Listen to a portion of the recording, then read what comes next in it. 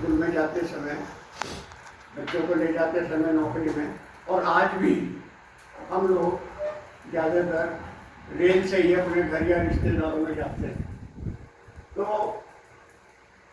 मैं थोड़ा सा आपको आज रेल यात्रा से रूबरू कराता हूँ, जिससे कि आप समझें कि मैं रेल में बैठा हुआ हूँ, ट्रेन में, और वहाँ का वातावरण वाच कर रहा हूँ।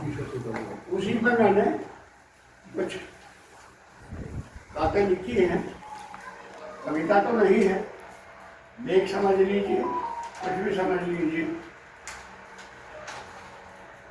आपने देखा होगा, जो व्यक्ति रेल में खिड़की के पास बैठता है, उसका आधा समय तो लोगों को स्टेशन बताने में बीत जाता है। कोई पूछ लेता भाई कौन सा स्टेशन आया, कौन सा स्टेशन आया, या नहीं? तो सही बात। उसमें है रेल यात्रा में चलती दुनिया। रेल यात्रा में चलती दुनिया। यस, रेल यात्रा में चलती दुनिया।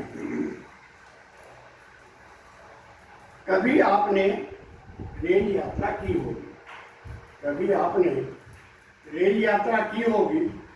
जब रेल में चलते हैं तो जैसे पूरे भारत के दरवाजे खुल जाते हैं।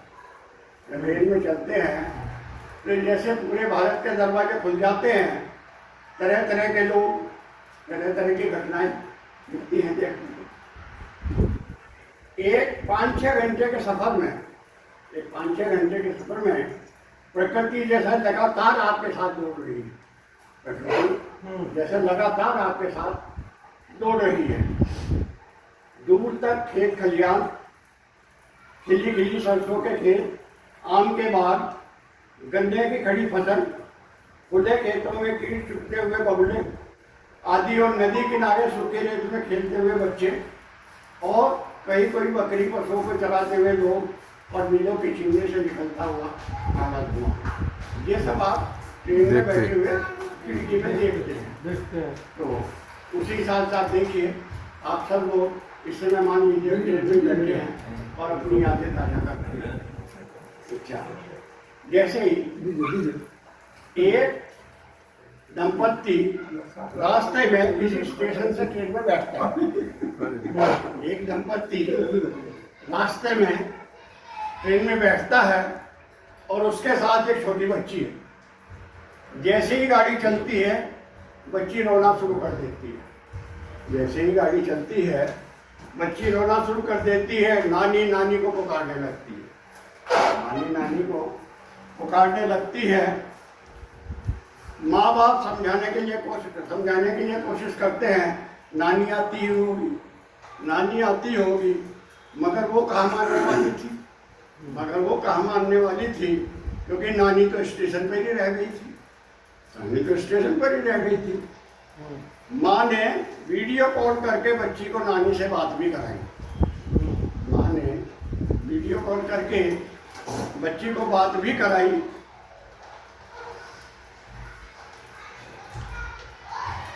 मगर वो कहाँ मानने वाली थी। नानी तो स्टेशन, हाँ, बात भी कराई, लेकिन बच्ची फिर भी चुप नहीं हुई। उसे रोते देखकर उसके सामने बैठी एक अन्य बच्ची उसे अपनी तोतली भाषा में समझाने लगी। सामने बैठी एक दूसरी बच्ची उसे अपनी तोतली भाषा में समझाने लगी। तब जाकर बच्ची अचानक चुप हो गई। उस बच्ची ने अपनी भाषा में उसे क्या समझाया वो जानने, लेकिन बच्ची चुप हो गई। दूसरी सीट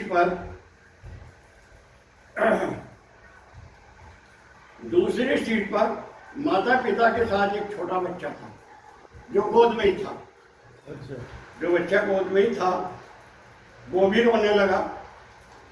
अब बाप उसे लेके बार बार घूमने लगा। बाप उसे गोद में उठा के बार बार घूमने लगा, और बच्चा फिर भी रोता ही रहा। कोई अन्य सीट पर बैठे व्यक्ति ने बच्चे के सामने चुटकी बजाई और बच्चे का ध्यान अपनी ओर आकर्षित किया, और बच्चा चुप हो गया। और बच्चा चुप हो गया। चुप हो गया।